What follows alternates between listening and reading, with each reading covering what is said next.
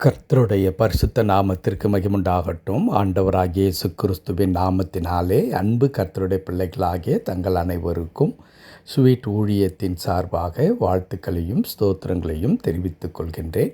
சங்கீதங்களின் புத்தகம் 119 சங்கீதம் 68வது வசனம். சங்கீதம் 119 வசனம் 68. தேவரீர் நல்லவரும் நன்மை செய்கிறவருமாய் இருக்கிறீர், உமது பிரமாணங்களை எனக்கு போதியும். தேவரீர் நல்லவரும் நன்மை செய்கிறவருமாய் இருக்கிறீர். கர்த்தருடைய பரிசுத்த நாமத்திற்கு மகிமுண்டாகட்டும். என் அன்பு கடவுளுடைய பிள்ளைகளே, கர்த்தர் நல்லவர் என்பதை ருசித்து பாருங்கள் என்று இதே தாவீது அரசன் சொன்ன அந்த அற்புதமான வசனம் நம் அனைவருக்கும் நன்றாக தெரியும். நீங்களும் நானும் நம்பியிருக்கின்ற ஆண்டவர் நல்லவராக இருக்கின்றார். அவர் எல்லாவற்றிலும் நல்லவராக இருக்கின்றார். ஒரு மனிதனைப் போல அல்ல. மனிதர்கள் ஒரு சில காரியத்தில் ஒருவர் நல்லவர்களாக இருப்பார்கள், மற்றவைகளில் அல்லது எல்லாரும் விரும்புகிற வண்ணமாக எல்லாரும் இருக்க முடியாது. இது மனிதரிடத்தில். ஆனால் கடவுள் ஆண்டவரை குறித்து சொல்லும் பொழுது அவர் நல்லவர். ஆகவே அவர் நல்லவர் என்பதை நாம் ருசித்து பார்க்க வேண்டும் என்று தாவீது நமக்கு ஆலோசனை சொல்லுகின்றார். அதை தாவீது ருசித்து பார்த்ததினால்தான் இந்த 119 சங்கீதத்தில் அவர் குறிப்பிடுகிறார், தேவரீர் நீர் நல்லவரும் நல்லவரும் என்று அங்கே சொல்லும் பொழுதே தாவீதிற்கு ஏற்கனவே எப்பொழுதோ தெரியும். அதை முன்னமே அவர் அறிந்திருக்கிறார், தான் நம்பியிருக்கின்ற கடவுள் நல்லவர் என்பதை. அருமையான கர்த்தருடைய பிள்ளைகளே, இன்றைக்கு இந்த உலகத்தில் அநேக காரியங்கள் சொல்லப்படுகின்றது. எத்தனையோ கடவுள்கள் இருக்கிறார்கள், இப்போ பல நம்பிக்கைகள் இருக்கின்றது. அல்லது கடவுள் இல்லை என்று சொல்லுகிற மக்களும் இருக்கத்தான் செய்கிறார்கள். ஆனால் நீங்களும் நானும் நம்பியிருக்கின்ற கர்த்தர் நல்லவராக நம்முடைய வாழ்க்கையில் இருக்கின்றார். அவரை நம்பின பிள்ளைகளுக்கு ஒரு நாளும் தீங்கு செய்கிற கடவுள் அல்ல. தம்மை நம்பினவர்களை அல்லது தம்மை தேடி வருகிறவர்களை ஆண்டவர் அப்படியே அரவணைத்து கொள்ளுகின்ற கடவுளாக, நேசிக்கின்ற ஆண்டவராக இருக்கிறார். ஆகவே அந்த நன்றி நிறைந்த இருதயத்தோடு கூட தாவீது ஆண்டவரை பார்த்து சொல்லுகிறார், தேவரீர் நீர் நல்லவரும் நன்மை செய்கிறவருமாயிருக்கிறே. அவர் நல்லவர் மாத்திரமல்ல, அவர் நன்மை செய்கிறவருமாயிருக்கிறீர். சில மனிதர்கள் இனிக்க பேசுவார்கள், ஆனால் உதவி என்று போய் நிற்கும் பொழுது அவ்வளவு மனமுவந்து செய்ய மனசு வரவே வராது. ஆனால் கடவுள் அப்படி அல்ல. அவர் நல்லவர்.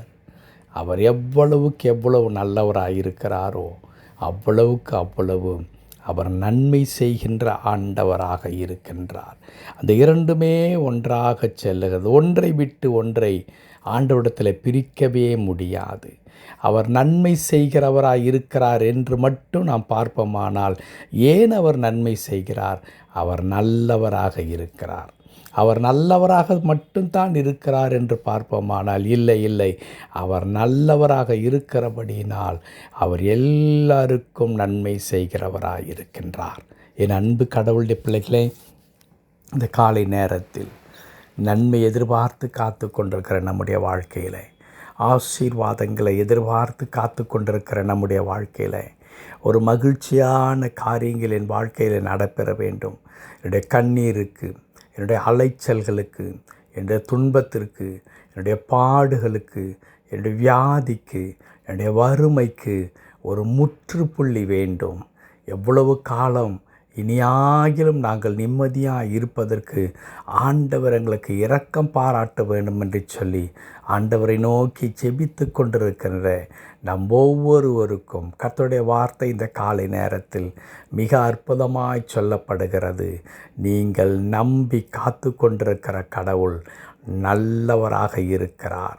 அந்த கடவுள் நன்மை செய்கிறவராகவும் இருக்கின்றார். ஆனபடினாலே நம்முடைய வாழ்க்கையில் ஆண்டவர் நன்மை செய்வதற்கு அவர் போதுமானவராக இருக்கின்றார். பயப்பட வேண்டாம்.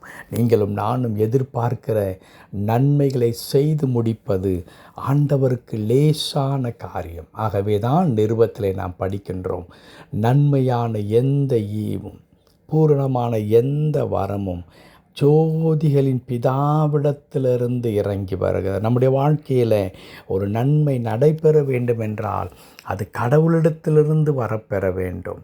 ஆம், நம்முடைய ஆண்டவர் அதைத்தான் செய்கின்றார். அவர் நன்மை செய்கிறவராக இருக்கின்றார். ஆகவே அன்பு கடவுளுடைய பிள்ளைகளே, நம்முடைய இருதயத்தில் ஒரு தைரியத்தை நாம் வளர்த்து கொள்ள வேண்டும். என்ன? என் ஆண்டவர் எனக்கு நன்மை செய்வார். இதே சங்கீதக்காரன் இன்னொரு சங்கீதத்தில் சொல்வார், கர்த்தர் எனக்கு நன்மை செய்தபடியால் அவரை பாடுவேன் என்று சொல்லி. கடவுள் நன்மை செய்கிறவர் என்பதை பல இடங்களிலே கர்த்தருடைய தாசனாகிய தாவீது வெளிப்படுத்தி கொண்டே வருகின்றார். இன்றைக்கு அந்த வார்த்தையெல்லாம் நமக்கு நம்முடைய விசுவாசத்தை தட்டி எழுப்புகிறதற்காக கடவுள் நமக்கு தருகின்றார். அவர் நன்மை செய்கின்ற கடவுள். நீங்கள் எந்த நன்மையை எதிர்பார்த்து காத்து கொண்டிருக்கிறீர்களோ அந்த நன்மையை நிச்சயமாய் கடவுள் செய்ய போகிறார். ஒரு நன்மையும் குறையாது. கர்த்தரை தேடுகிறவர்களுக்கோ ஒரு நன்மையும் குறையாது. அன்பு கர்த்தருடைய பிள்ளைகளே, நீங்கள் குறைவில்லாமல் உங்களுடைய வாழ்க்கையில் தேவையான எல்லா நன்மைகளையும் பெற்றுக்கொள்ள போகிறோம். காரணம் என்ன? அவர் நன்மை செய்கிறவராக இருக்கிறார். எனக்கு ஏன் அவர் நன்மை செய்ய வேண்டும்? காரணம், அவர் நல்லவராக இருக்கிறார். இல்லையா? என்னுடைய ஆண்டவர் நல்லவராக இருக்கிறார். ஆகவே அவர் நன்மை செய்ய போகிறார். இந்த நன்மை எதிர்பார்த்து ஆண்டவருக்கு நன்றி செலுத்துவோம்.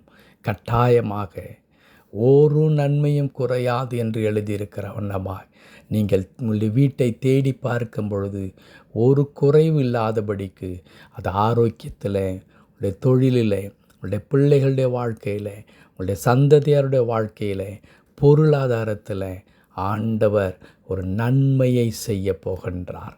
நன்மையினால் உன் வாயை திருப்தியாக்குகிற கடவுள்.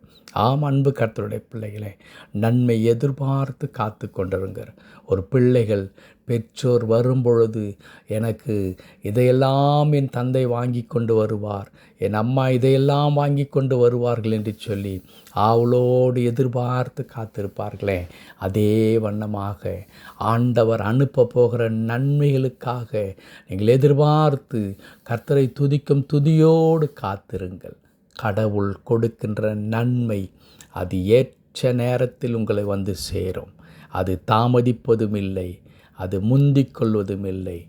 நேர்த்தியாக, சரியாக உங்களுக்கு தேவையான அந்த மணித்துளியில் நிச்சயமாய் கொடுக்கப்படும்.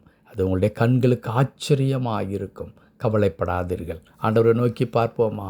கிருபை நிறைந்த நல்ல ஆண்டவரே, உமக்கு நன்றி செலுத்துகிறோம்.